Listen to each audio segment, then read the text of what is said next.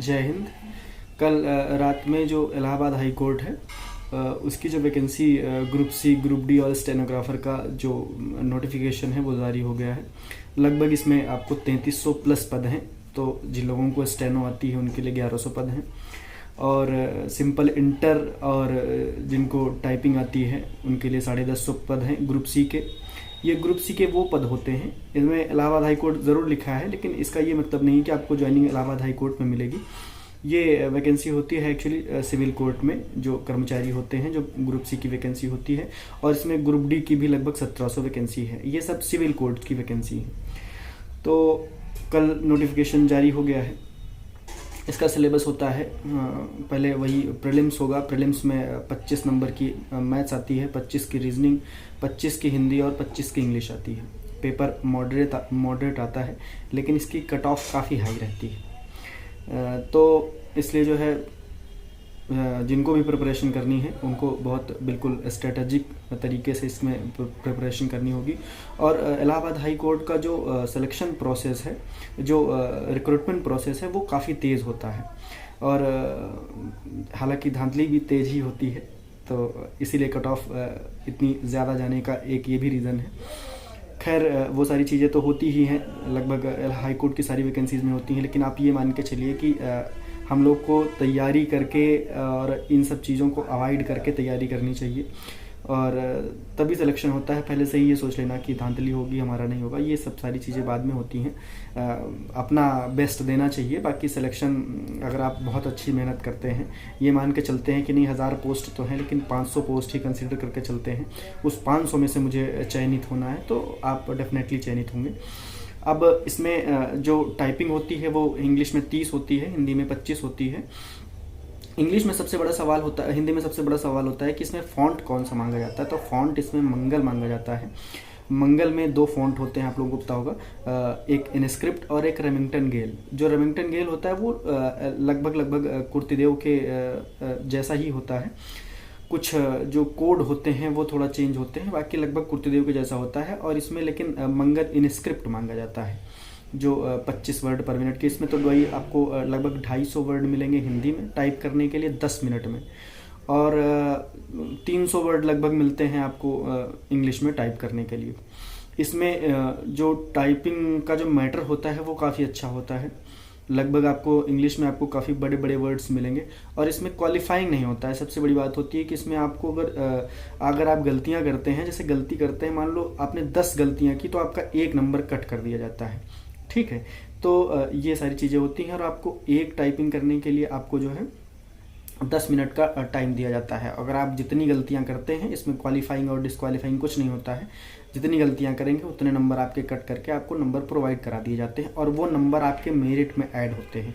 ये बात हमेशा आप अगर इस वैकेंसी की तैयारी कर रहे हैं तो हमेशा ध्यान में रखिएगा कि जो टाइपिंग होती है वो इसमें सिलेक्शन के लिए बहुत अहम रोल निभाती है, क्योंकि उसके भी नंबर ऐड होते हैं।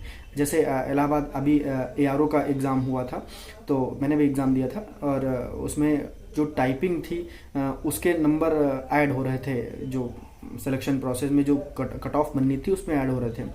तो उसमें जो टाइपिंग थी उसमें 48.6 नंबर मुझे मिले थे, लगभग 14 गलतियाँ हुई थी। तो ऐसे ही जैसे इसमें गलतियां अगर आप करेंगे तो उसके नंबर कट कर दिए जाते हैं, और जितने नंबर आप पाते हैं तो आपके रिटन और जो टाइपिंग है उसके जो नंबर हैं वो ऐड करके आपकी बाद में कट ऑफ बना दी जाती है। तो ये हो गई आपकी फ़ॉन्ट और टाइपिंग की बात। ये मान के चलिए कि इसका सिलेक्शन प्रोसेस तेज़ होता है। 30 अक्टूबर से इसके फॉर्म भरे जाने, 14 दिन का आपको समय मिला है, 13 या 14 नवंबर तक ही इसके फॉर्म क्लोज हो जाएंगे। तो ये आप मान के चलिए कि महीने 1.5 महीने में इसका एग्ज़ाम डेफिनेटली हो जाएगा, 100% हो जाएगा, क्योंकि ये एग्ज़ाम कंडक्ट करवाने में देर नहीं करते। और ना तो मतलब ये अभी सुप्रीम कोर्ट की गाइडलाइन भी थी कि 2 महीने के अंदर पूरी प्रक्रिया को कंप्लीट करना है। तो इसलिए जो है इस वैकेंसी में तेज़ी आएगी और तेज़ी रहेगी भी। अच्छा, अब हम बात कर लेते हैं UPPCL की जो वैकेंसी आई है, जिसका एग्ज़ाम होने वाला है, और उसके फॉर्म की जो डेट है वो क्लोज़ हो चुकी है। तो आप ये मान के चलिए उसमें फ़ॉन्ट का रहता है। फ़ॉन्ट उसमें आपको मिलेगा कुर्तिदेव 010 मिलता है, 010। तो ये फ़ॉन्ट और मंगल फ़ॉन्ट बिल्कुल अलग है। तो जो लोग दोनों की तैयारी करना चाहते हैं तो ये तो थोड़ा सा तो मुश्किल होगा, क्योंकि लगभग टाइपिंग की इनकी जो अभी से टाइमिंग इनकी बन रही है कि ये लग रहा है कि 25 नवंबर के बाद यूपीपीसीएल का भी एग्ज़ाम हो ही जाएगा। और इसके लिए आपको बहुत ज़्यादा टाइम नहीं देते हैं, महीने 1.5 महीने का टाइम आपको टाइपिंग के लिए मिलता है यूपीपीसीएल पे। इनका भी सिलेक्शन प्रोसेस बहुत तेज़ होता है।